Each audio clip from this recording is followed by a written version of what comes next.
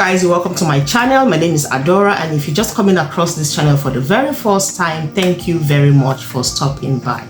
Now, you see this thing called love and relationship. It's quite unfortunate that a lot of people have abused it so often that people are afraid of falling in love or being committed in a relationship, let alone talk about marriage.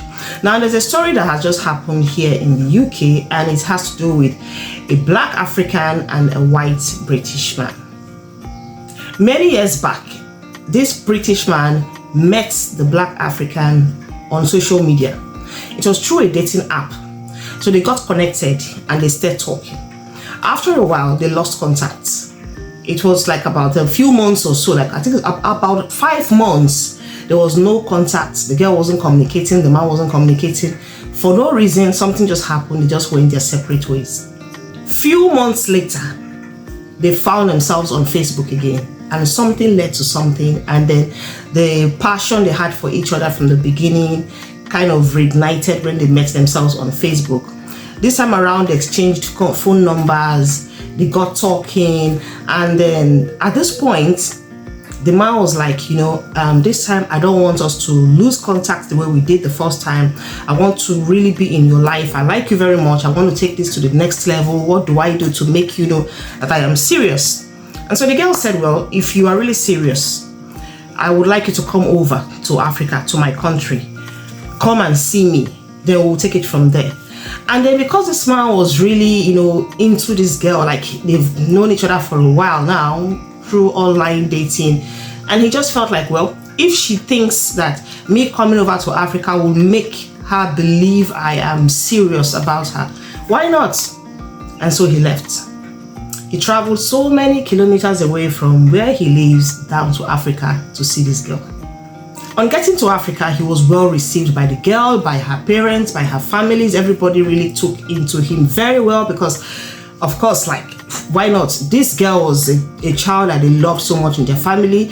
She was actually the only daughter, so they adored her. She was the only daughter in the family of 7 boys. So she was like a flower that people protected with all their minds. They protected her so much because they wanted her happiness by all means. So when she brought this man saying, okay, this is my friend, immediately they took to him. And then immediately the man got to Africa. The first thing that came into his mind is, okay, I've seen you, I've seen your family, I like you. There's no point beating around the bush. I want to marry you. And just like that, one thing led to the other, and they got serious. The man took her all the way just from the talking stage back. They entered the marriage level. So they got married in Nigeria. There, immediately the man went to Africa just to see her. He engaged her, took her to the registry, got her married, and flew back. Now, coming back to his base, his plan was to get things done, put things in place, and then he would send for his wife to join him. Now, this is not a matter of 1 month or 2 months. Of course, if you are very conversant with the immigration laws anywhere in the world, any country in the world, you will understand that it doesn't just happen overnight. There are processes you have to take for you to get what you want. And these processes are usually not that fast. So this thing dragged for a while because of course, when he put up his application to bring the girl, his wife, over, it had to take some time. So while he was waiting, they were communicating on phone. Everything was going very well. And then, as luck would have it, the D-Day came and she was granted her visa, and she joined him over here in the UK. Now, on coming to the UK, of course, the man was very happy. Even before she came, he had already moved houses because he wanted something bigger. Yes, a new wife is coming, and definitely in future, children will be involved. So he wanted a bigger house. So he actually went for a bigger house. He sold the one he had before, added some money to it, got a bigger apartment, got himself prepared, waiting for his new bride. Now, months later, after the bride came in, everything was well. Everything was normal. They lived like a happy couple. And then one time she told the guy, I have this cousin of mine who stays in another part of the UK, and I would like him to visit me. And the man was like, really? A cousin? You never told me you have any family member here. In fact, I remember the very first time we started talking, you told me you do not have or do not know anybody who lives in the UK at all. So this girl tried to convince him, oh, he's a cousin, a distant relative, I just got to know about him. My mom said he's this to me, he's from this part of the family. His family is very close to mine. His mom is my aunt, blah, blah, blah, and all that.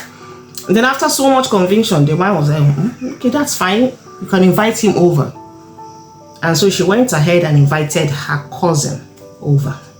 So she invited the cousin over to the house, introduced them both, her cousin and her husband. Everything went well. And as luck would have it, the husband fell in love with the cousin.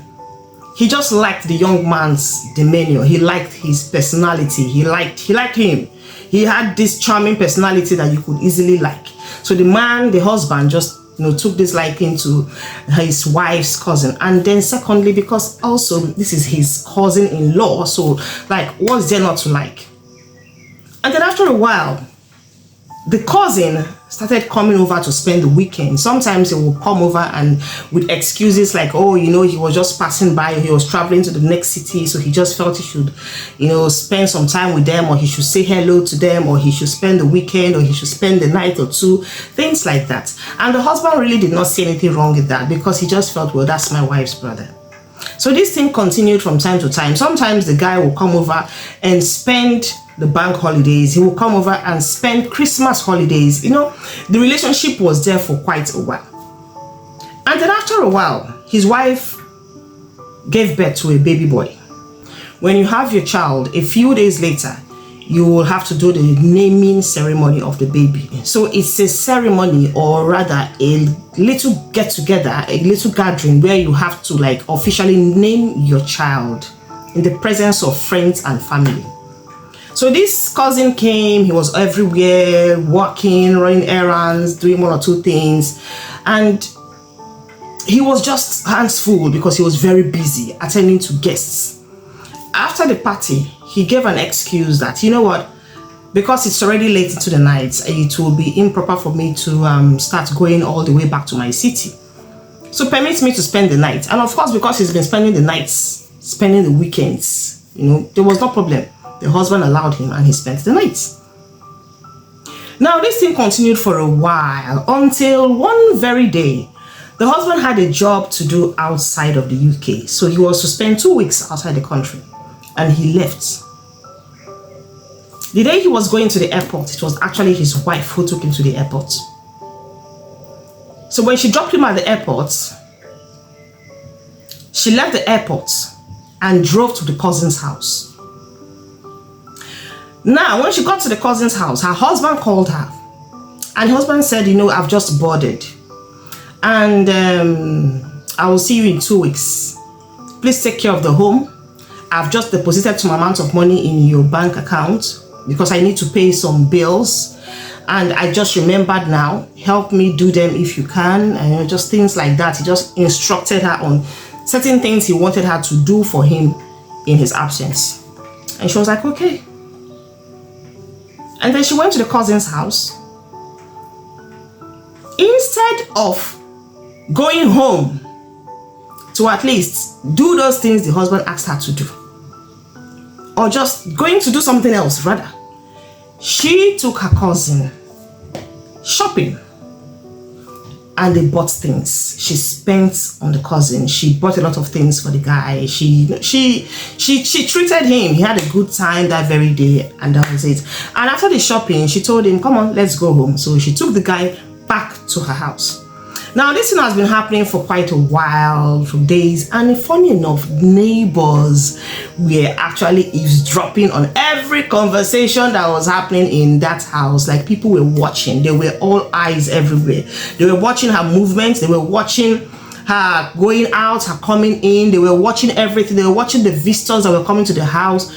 They were literally keeping an eye on this girl and the house in the absence of her husband. So when the husband came back, of course, because people have been listening, people have been watching, they started creeping out, coming out to tell the husband what they've been noticing, what they observed in his absence, and things like that. But because there was no evidence, the husband let that lie.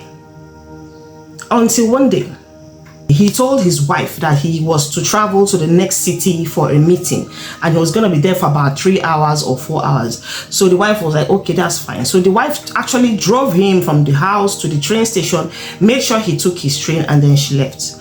When she got back home, she invited her cousin to come and see her. And by this time, when the cousin came in, unknown to her that the husband had already planted some CCTV cameras in and outside the house, she was not aware of it. The cousin came in, and they did whatever they had to do, and the cousin left. Few hours later, the husband came in. He went straight for his CCTV camera, because as at this time, he had started having some funny feelings that there was something going on. But because he had no proof, no evidence, he didn't know how to go about it. That was why he planted those cameras. Immediately he came in, dropped his bag, had the shower. The first thing he did was to go straight for the cameras, put them on, and watched what actually took his life. Like, everything he saw on the camera was enough to drain someone mentally. And so he called the lady and said, look at what I have just found you doing. Is this you or it's not you? And initially she wanted to like defend herself by saying, oh, why would you want to put a camera in the house? Why are you watching my privacy? Don't I have privacy in this house anymore? And blah. She was just, like trying to be defensive. And the man was like, really? I caught you in the act. This is actually the act. I caught you doing something you shouldn't be doing as a married woman. And this is what you have to tell me.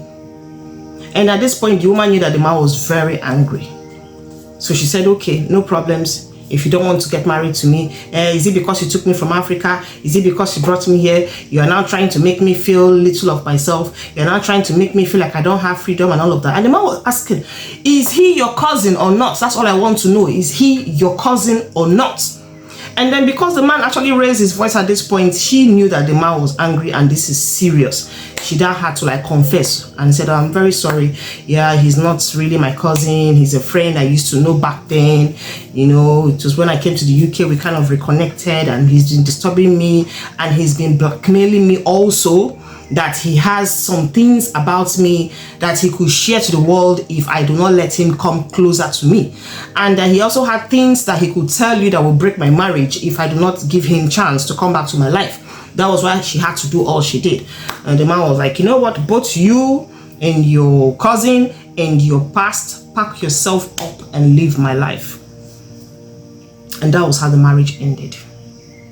Now, if you see people who say things like, oh my goodness, I don't want to get married. Oh, I don't want to get into a serious relationship. I don't think there's love anymore. There's no relationship that is, like it's kind of bounded in the spirit of loyalty and truth. You do not blame them. Things like these are examples why people actually get frustrated about the thoughts of loving. These are the kind of reasons why people actually get frustrated about trusting anybody. Things like this are one of the reasons why people actually feel like, you know what, I just think I'm happy on my own. But unfortunately for this girl, because she could not continue with her husband, things happened along the line. She lost her relationship, she lost her husband, and then the cousin who claimed to be a boyfriend still left her at the end of the day. So that's a deep story for anyone. Be very careful. Don't mess with people's hearts. Don't think you're falling in love with somebody, you're doing the person a favor. No, you're also doing yourself a favor because you're getting from it. And another thing I want to also advise people, if you do not love someone, you leave them. Don't go because of the money or the connection or because the person is going to profit you in one way or the other. You leave them alone. The earlier, the better, so that their mental health will be intact. Thank you very much, and I hope to see you in my next video. Ciao.